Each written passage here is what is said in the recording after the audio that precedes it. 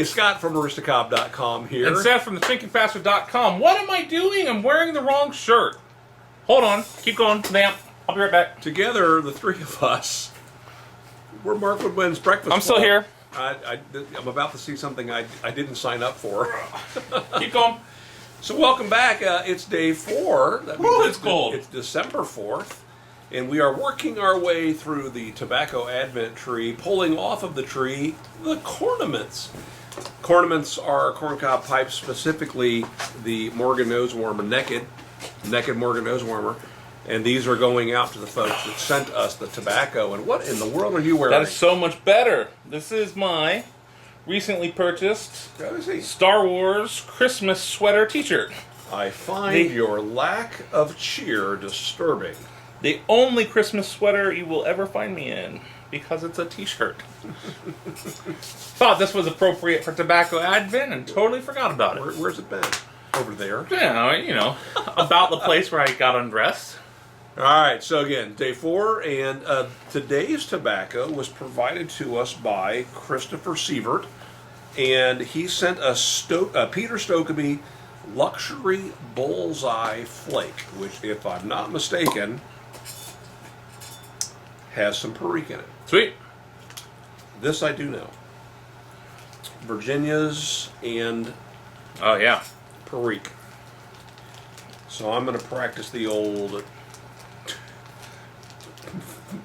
Pinch, poke, and twist. pinch, poke, and twist method, patented by Aristocob. So, if you're new to the Tobacco Advent series, you will know, or you should know, that there's a long-standing tradition of Homer having to smoke perique and Latakia, 2 types of tobacco he does not care for. But 2 types of tobacco that are very popular in the YouTube pipe community. And so I press tend on. to get press on. I'm not complaining. I know. We tend to get sent a good portion of the tobacco has that, and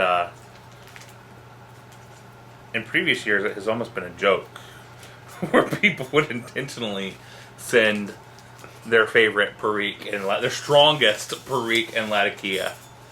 Let's not encourage these folks. If you haven't sent a tobacco, we're day 4. we're currently accepting perique and Latakia. We need some more tobacco samples, and you too could earn yourself one of our commemorative cornaments. Boy, draw out a question, and let's get the show on the road. Question of the day is: What is one place you shop that might surprise people? Interesting question.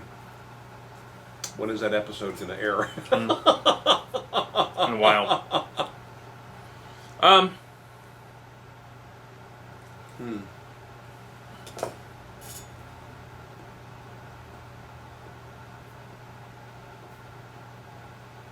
That is an interesting question. I don't know that I have like any dirty little secret kind of places that I would be ashamed to share or that I haven't talked about.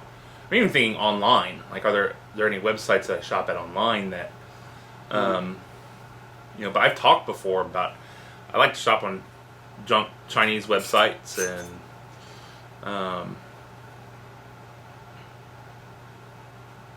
you know, hardware stores, electronic stores.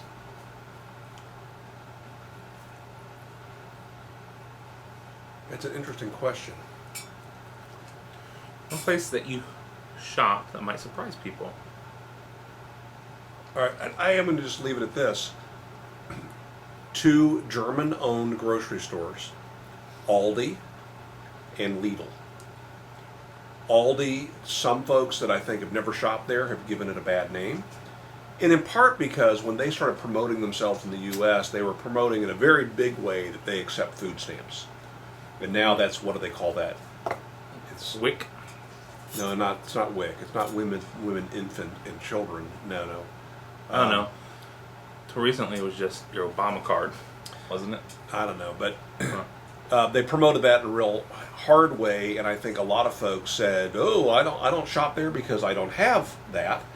But it's a big chain in Germany. Aldi is, and Lidl is the second largest chain in Germany, and they're just now hitting the U.S. We'll talk more about that in an upcoming episode of Markwood Men's Breakfast Club. But that's it. That's my answer. I shop at Aldi, and I now shop at Lidl. How do I know we'll talk about that? Because we recorded that. It's in the can, and we'll talk about that soon. Okay, so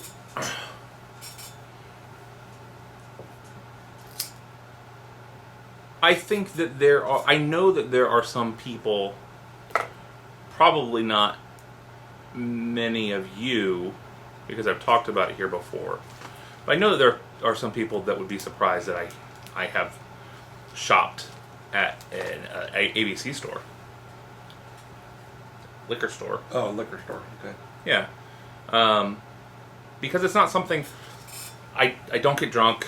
I don't drink alcohol much or often. But when we were in Kentucky, we stopped to get some Kentucky bourbon. I'll drink bourbon on occasion and beer on rare occasion. Have talked about going to Brews Fest on the channel in the past. But it's not something that I don't advertise that. So for folks who've heard you say you're Seth from the shrinkingpastor.com, maybe that would be a surprise to some people about that. But I think you hit the nail on the head. We've talked about this before. The Bible doesn't tell us not to drink. It tells us not to be drunk. So right. Those of us who are Christians and who actually like to read the Bible in context, that's what it says. Well, and when I turned 21, I did a lot of research on that and came to my own conclusions about that. And that was the conclusion that I came to. I don't have a desire to get drunk. Because of that, when I drink, it's in such moderation. I've got a lot of friends that think it's weird because in their mind there's no point to drink if you're not getting drunk. And so they don't understand why I would enjoy drinking one beer. And I homebrew too now. So shopping in the homebrew store. But it's not something that I advertise. I've got family that wouldn't understand that position. And the Bible says that it's not that we shouldn't cause disharmony and disunity unless it's necessary within the body of believers, and I don't think that that's something that's necessary. I wouldn't want to cause someone who perhaps are convicted of that or something that's a problem for them. That's right, to stumble. So it's not something that is a secret, but it's not something that I'm not publicizing. So I know there are some people that would be surprised with that. Yeah. All right, so for me it's food. For him it's alcohol. The food should be no surprise to you. How about you? Where's some place that you shop that folks might be surprised by? Also, I've been smoking this more than you. It's just the way things are rolling. I like flakes, although I do find that most flakes are, for me, a bit stronger than what I normally smoke, because I normally smoke 1Q. What I like about a flake, it can be a challenge to get lit, but once it's lit, they burn very, very well. Mm-hmm. They burn long. One pipe full of tobacco will burn about twice as long as a typical pipe full of the tobacco I smoke. And there's a good lesson in that too. If you're not used to smoking a flake, take your time smoking it, because it is compacted tobacco. It's putting out quite a bit of nicotine, and you can get overwhelmed with a flake. Also, often has more oil in it that. Yeah, oftentimes I don't even know if there are flavored flakes. There might be, but I think for the most part, if they're going to go to the trouble of making a flake, it's usually just straight up natural tobaccos, and you get good flavor from straight tobacco like that. So never forget the rope that we cut into medallions. Tobacco turd. That was nasty.